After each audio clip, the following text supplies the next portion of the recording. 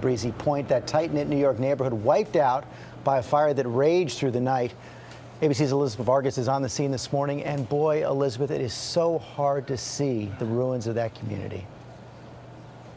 It sure is, George, and both Mayor Bloomberg and Senator Charles Schumer, who were out here yesterday afternoon, told me that behind me, they haven't seen anything like this since the bombing of London after World War II. They are now calling this fire here in Breezy Point the worst fire in New York City history in terms of destruction. 111 homes were scorched, burned to a rubble behind me, all packed into these tight-knit square neighborhoods here. People here in this neighborhood were ready for Hurricane Sandy. For the ferocious winds and the torrential rain, they were not prepared for this. ABC News was in Breezy Point riding out the fury of Sandy when the wind and the water gave way to this. Oh my God. That's why Well, there's nowhere else to go. Fire, homes engulfed in flames spreading quickly. Producers Katura Gray and Jim DeBrill trapped inside Mary LaPera's home. Breezy Point is destroyed, it feels like. It's like the apocalypse. Fire hydrants were submerged by rising floodwaters. Fire engines stranded helplessly blocks away. We have water on one side of the house. We've got a ton of water in the back side of the house. We're basically a little island right here.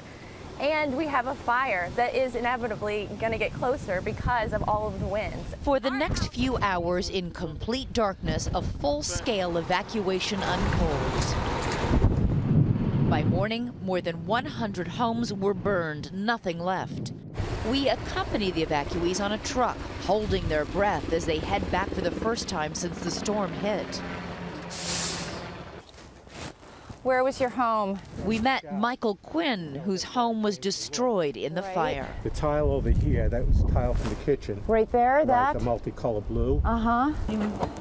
Joanne Colella has lived here for 15 years. Her first floor has completely flooded. This is right up to the very top step. I feel totally devastated. I haven't seen anything like this in my career.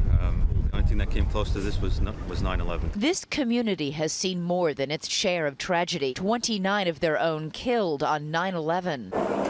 But this morning, once again, they vow they will pick up the pieces, battered, as they say here, but not broken. It's a very strong community, and they'll rebuild, they'll come back.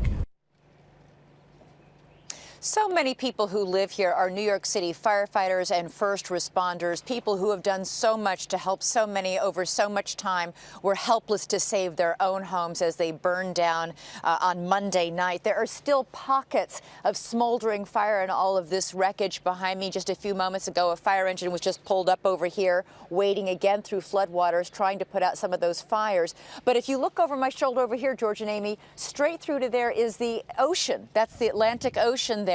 Usually there would be rows and rows, blocks and blocks of homes. This morning, a straight shot through to the ocean.